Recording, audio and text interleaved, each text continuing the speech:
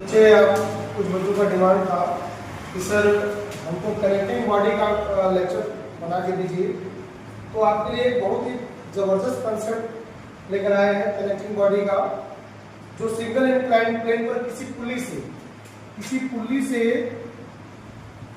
Connect है। और ये नीट में क्वेश्चन इस तरह का आया हुआ है इस बार।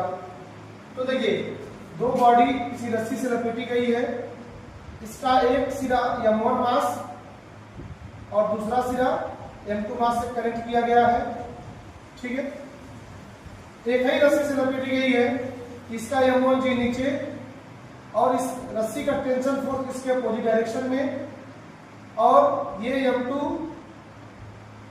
इसका दो कंपोनेंट करेंगे। याद रखिए, इसका वर्टिकल जो है हमेशा जो है वेट नॉर्मल फोर्स लगता है, अर्थ के नॉर्मल लगता है फोर्स हमेशा। तो m2G नॉर्मल लग रहा है, तो इसका कंपोनेंट बनाएंगे। इसका एक कंपोनेंट ये बीटा, तो ये भी बीटा, m2G cos बीटा हो गया, ये m2G sin बीटा हो गया। टेंशन फोर्स किधर होगा? हमने मान लिया late m1 is greater than m2। हमने क्या मान लिया? m1 is greater than m2। इसका मतलब क्या हुआ? m1 नीचे जाएगा। m1 कहाँ जाएगा? नीचे। अगर m1 नीचे जाएगा m1G वेट से, तो m2 कहाँ जाएगा? ऊपर। अगर m2 ऊपर जाएगा तो ध्यान दीजिए, ये टेंशन फोर्स तो इसके अपोजिट डायरेक्शन में लगेगा, लेकिन ये टेंशन फोर्स इसके मोशन के डायरेक्शन में लगेगा। और ये किस तरह से नीचे आ रहा है? ए से। तो चलिए हम इक्वेशन बनाते हैं m1 ऑब्जेक्ट के लिए, m1 पिंड के लिए, फॉर m1 ऑब्जेक्ट। तो m1G minus T, m1G minus T ये बराबर m1 इंटू ए। नेट फोर्स क्या होता है? m इंटू ए के बराबर होता है।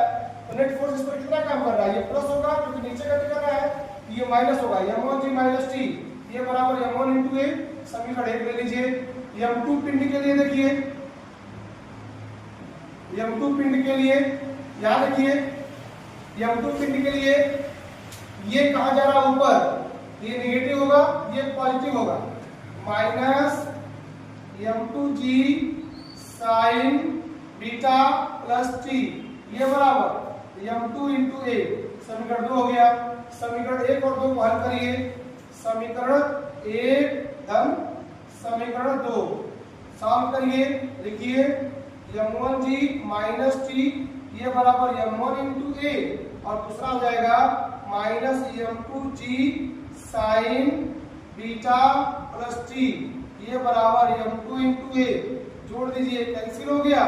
m1G minus m2G sign beta ये बराबर m1 प्लस m2 इंटू ए।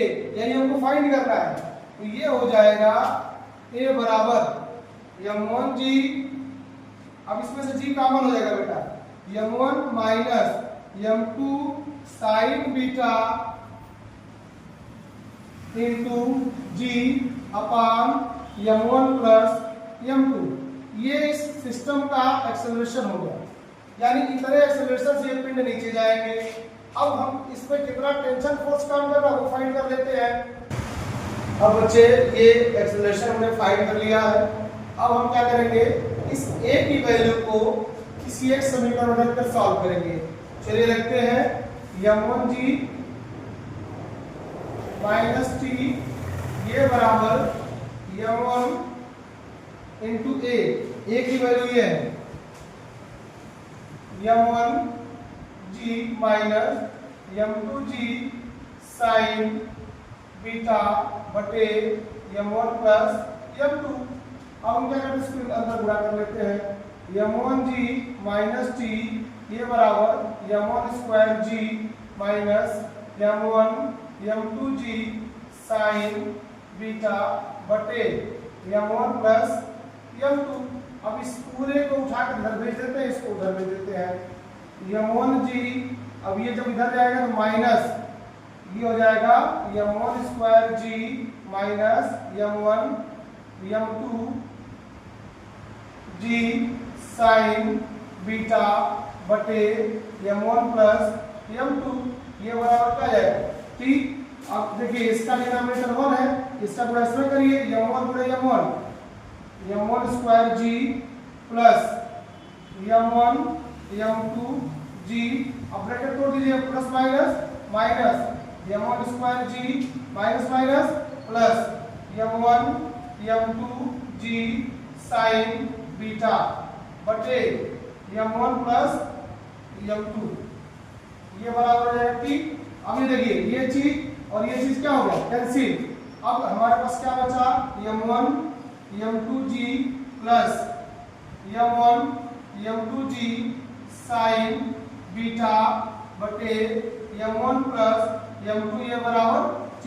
अब क्या करेंगे, कॉमन ले लेंगे, इसमें common, this implies that p is equal to, इसमें कॉमन लेंगे m1 m2g कॉमन हो गया, तो m1 m2g कॉमन हो गया, 1 प्लस साइन बीटा बटे m1 प्लस m2। ये आपका है डोरी में तनाव, ये आपका क्या है, डोरी में तनाव, यानी इस डोरी में कितना टेंशन फोर्स काम करेगा उसका फार्मूला ये है। और हम कल इसके बारे में, इसका न्यूमेरिकल हम आपको बताएंगे।